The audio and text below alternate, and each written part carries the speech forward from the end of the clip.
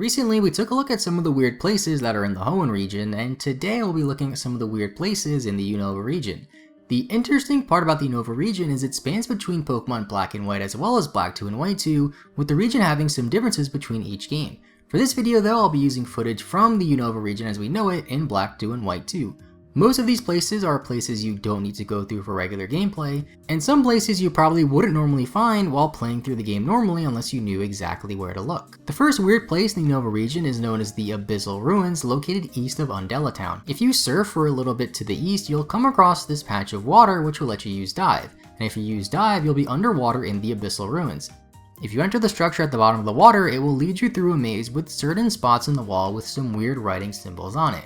The writing isn't readable, although it can be translated thanks to Bulbapedia, and is just a bunch of random symbols. You can find most of the plates for Arceus down here as well, and some various relic items like the Relic Gold and the Relic Vase, which can be sold for high prices. There's no special Pokemon here or anything like that, just some weird random spot in Unova that you probably wouldn't really notice unless you were looking for it. One of the things I really like about Pokemon Black and White 2 are the amount of legendary Pokemon obtainable within the game. The Sinnoh Lake Trio, Uxie, Azelf, and Mesprit can be found in the game after visiting the Cave of Being located on Route 20. After entering the cave for the first time, you will see Professor Juniper standing there studying the cave. If you step forward, she will talk to you, and then the Lake Trio will just appear in front of you before scattering across the Unova region for you to catch elsewhere. If you explore the cave, you'll notice there really isn't much to it except for some puddles on three sides of the wall. Each of these puddles resemble Lake Acuity, Lake Valor, and Lake Verity, which are the lakes where you would find the Sinnoh Trio back in the Sinnoh region. It is also said that the depths of these caves can lead all the way to Sinnoh, adding another link between the two regions and also suggesting that the Unova region and the Sinnoh region could be close geographically in the Pokemon world. End's Castle is one of the coolest places in Unova, located in what is now Victory Road for Unova.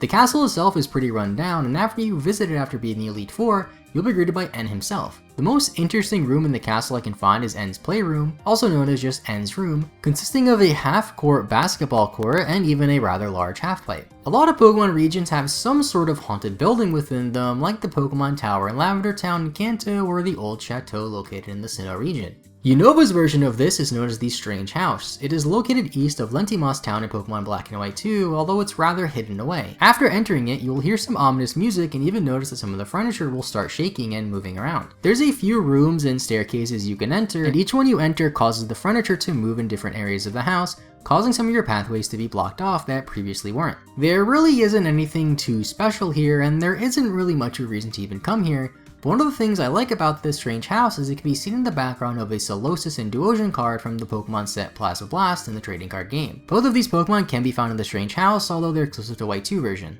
Floating in the middle of the water on Route 17, you'll notice another weird part of the Unova region. If you follow the water currents correctly, you'll end up on this island that is home to the P2 laboratory.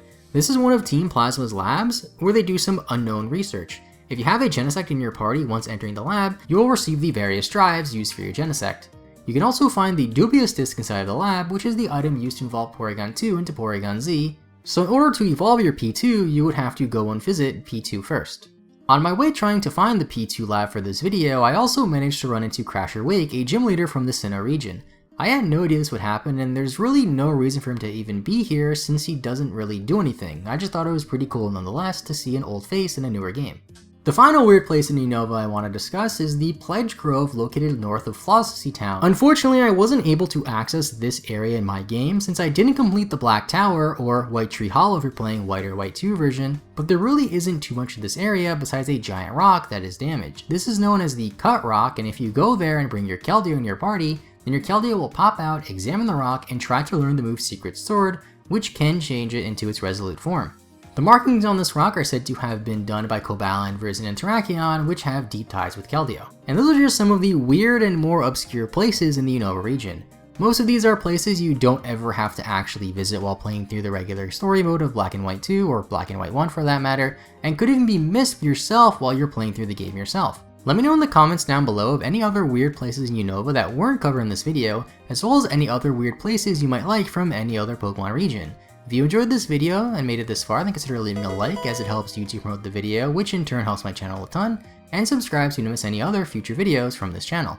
Thank you all so much for watching, have a great rest of your day, I will see you all next time, and bye bye.